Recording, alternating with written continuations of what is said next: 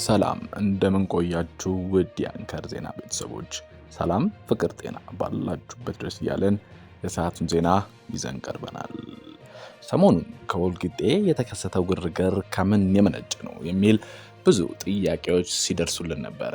በወልቂጤ ከተማ በቀቤኔ ልዩ ወረዳ ድንበር አካባቢ የተለያዩ ግርግሮች አሉ፣ ተኩሶች ሰምተናል በሚል ባደረግነው ማጣራት በወልቂጤ ከተማ በቀቤና ልዩ ወረዳ ድንበር አካባቢ በተፈጠረ የግለሰቦች አለመግባባት በሰዎች ላይ የሞት አካል ጉዳት መድረሱን ወልቂጤ ከተማ መናገሩን ሰምተናል። አለመግባባቱ የተፈጠረው በባጃጅ ሹፌርና በተሳፋሪ መካከል ነው። ከዚህ በኋላ ነገሩ ተባብሷል የሚል መረጃዎች ከቦታው የወጡ ሲሆን በዚህ ጉዳይ መረጃዎች ሰብስበናል። አንዳንዶች ወገን ተከፍለው ኃይለኛ ግጭቶች በከተማዋ ተፈጥሯል፣ ሰላም ተረብሿል ይላሉ። እኛ ግን መረጃዎችን ከወልቂጤ ከተማ አስተዳደር ጨምሮ እዛ ካሉ ሰዎች ሰብሰብ አድርገን ለእናንተ ይዘን ቀርበናል።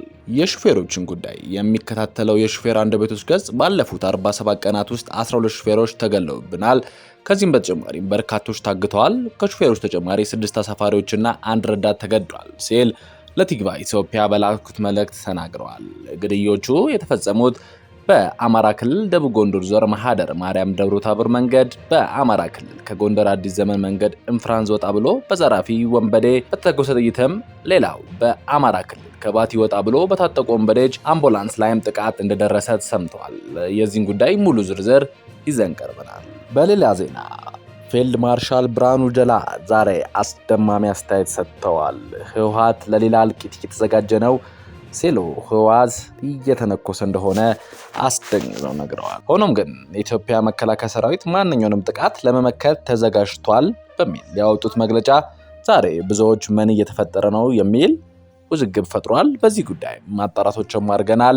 በዝርዝር ወደ በኋላ እንመለስበታለን። የተወደዳችሁ የአንከር ዜና ቤተሰቦች መረጃችሁን እየሰማችሁ አብራችሁን ስላላችሁ እናመሰግናለን። መረጃውን እየሰማችሁ ባላችሁበት ሁኔታ ላይክ፣ ሼር ማድረጋችሁ እንዳረሱ። ለቻናላችንም እንግዳ ከሆናችሁ ሰብስክራይብ አድርጋችሁ ከአንከር ዜና እንድትወዳጁ ጋብዘናል። አሁን በዝርዝር ወደ ያዝናቸው መረጃዎች እናልፋለን።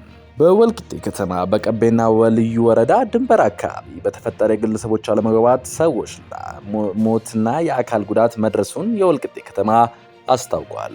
ብዙዎች በውስጥ መስጠር ወልቂጤ ምን እንደተካሄደ እና አሁን ያለችበት ሁኔታ ስትጠይቁን ቆይታችኋል። እኛም ባረግነው መጣራት በወልቂጤ ከተማ በቀቤና ልዩ ወረዳ ድንበር አካባቢ በተፈጠረ ግጭት ነው ይሄ ክስተት እንደተፈጠረ የተገለጸው።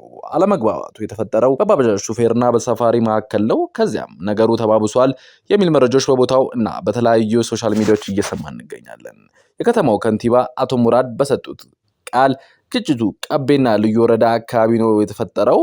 በተፈጠረውም በቀን ሰራተኛና በአንድ ባጃጅ ሹፌር መካከል ነው። የባጃጅ ሹፌሩ ህይወቱ አልፏል። ከዚያ ባለ ከፍተኛ ጉዳት የደረሰባቸው 4 ሰዎች አሉ ብሏል። ይህን ተከትሎ የሟች ወገኖች በገዳይ ቤተሰቦች ላይ ጥቃት ለማድረስ እንቅስቃሴ ማድረጋቸውን ጠቁመው የከተማው አጎራባች ላይ በበቆሎ ማሳ ውስጥ ስራ ላይ በነበሩ አርሶ አደሮች የተወሰነ ጥቃት አድርሰውባቸዋል ሲል ይቀጥላል። አካል ጉዳት ደርሶባቸዋልም ሆስፒታል ያሉ አካላትም አሉ ሲል ጠቅሷል። ያንን መሻ በማድረግ አስፈላጊ አታካራ ለመግባት እንቅስቃሴዎች ነበሩ። ነገር ግን ከተማው ኮማንድ ፖስት ስላለ ፌዴራል አድማ በታኝና አለ። የወልቂጤ ከተማና የቀቤና ወረዳ የጸጥታ መዋቅሮች በጋራ በመሆን ጉዳዩን ወደ አላስፈላጊ ነገር እንዳይሰፋ ከፍተኛ ጥረት አድርጓል ያሉት።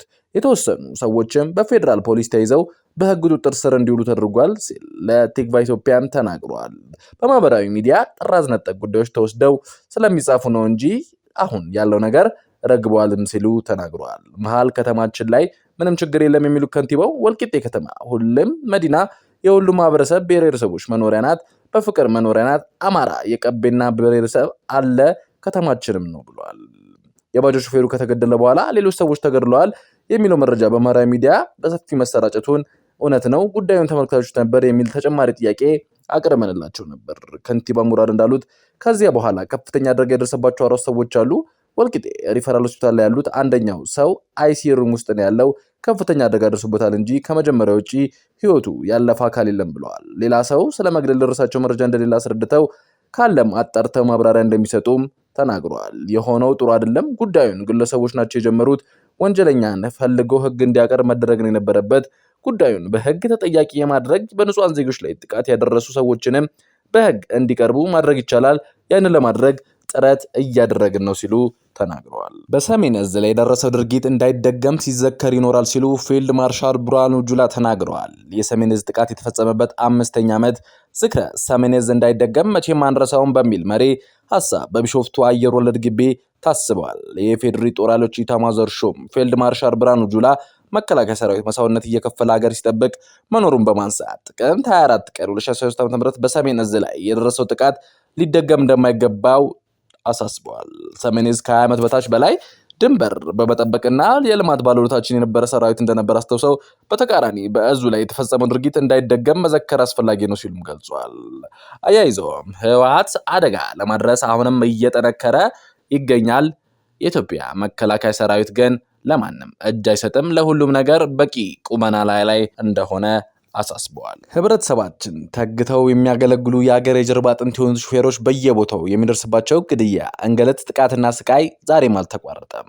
የሹፌሮች ጉዳይ እንደሚከታተል የሹፌሮች አንደበት ገጽ ባለፉት 7 ቀናት ውስጥ 12 ሹፌሮች ተገለዋል። ከዚህም በተጨማሪ በርካታዎች ታግተዋል። ከሹፌሩ በተጨማሪ 6 ተፋሳሪዎችና 1 ረዳት ላይ ጉዳት እንደደረሰ ይናገራሉ። ግድዮቹ የት እንደተፈጸሙም በዝርዝሩ አስቀምጠዋል። በ5/1/2014 ዓ.ም በአማራ ክልል ደቡብ ጎንደር ዞን ማህደረ ማርያም ደብር ታቦር መንገድ ከማርያም ወጣ ብሎ ህዝብ የጫነ አባዱላ ሚኒባስ በሾፌር በጥይት ተመቶ ተገሏል።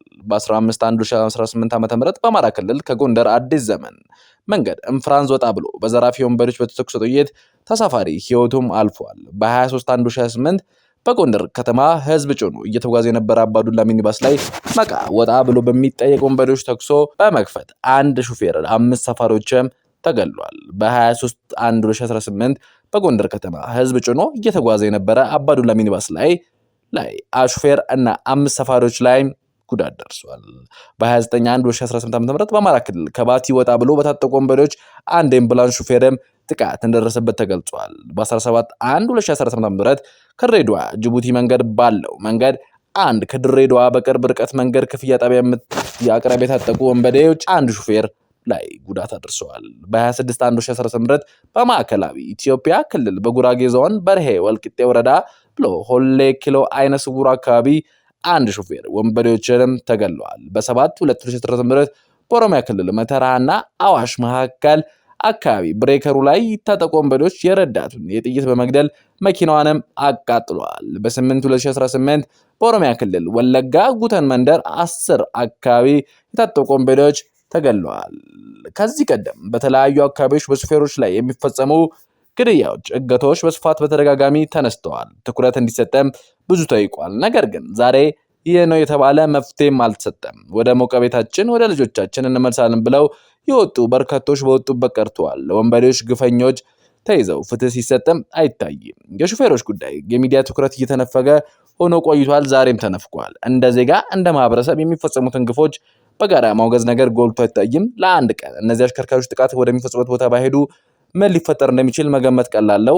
ዛሬም ትኩረት ለለፍቶ አዳሪዎች፣ ለሀገር የጀርባ አጥንቶች፣ ለቤተሰብ አስተዳዳሪዎች፣ የህብረተሰብ አገልጋይ ለሆኑ ሹፌሮች። መረጃው የቲክቫ ኢትዮጵያ ነው። በዚህ መልኩ አጠናክረንላችኋለን። እናንተ ለሰዓቱ የያዝናቸው ዜናዎች ይመስላሉ። የዩቲዩብ ገጻችንን ሰብስክራይብ፣ ሼር፣ ላይክ በማድረግ አጋርነታችሁን አሳዩን። ሰናይ ጊዜ